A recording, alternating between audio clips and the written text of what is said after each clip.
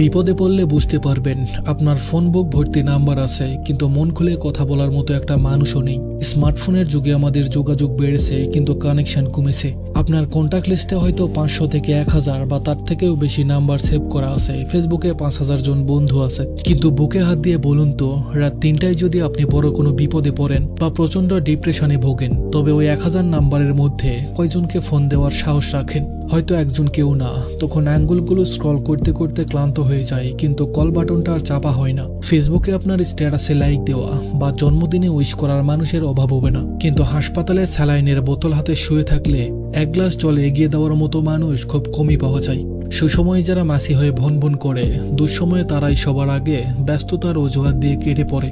এখনকার সম্পর্কগুলো টিকিয়ে রাখা হয় স্বার্থের জন্য বা লোক দেখানোর জন্য।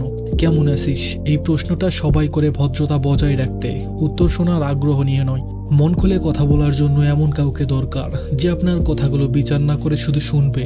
আর আফসোসের বিষয়, এমন শ্রোতা এখন বিলুপ্ত প্রায়। সৃষ্টিকর্তা মাঝে মাঝে আমাদের বিপদে ফেলেন, যাতে আমরা আসল মানুষ চিনতে পারি। ঝড় এলেই বোঝা যায় কার শিকড় কতটা গভীরে। আপনার বিপদের দিনটি হলো আসল ফিল্টার।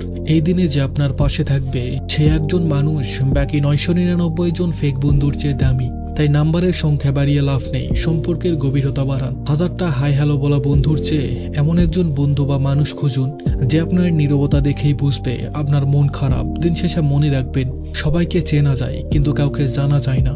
ভিড়ের মাঝে একা থাকাটাই এখনকার বাস্তবতা। ধন্যবাদ সবাইকে।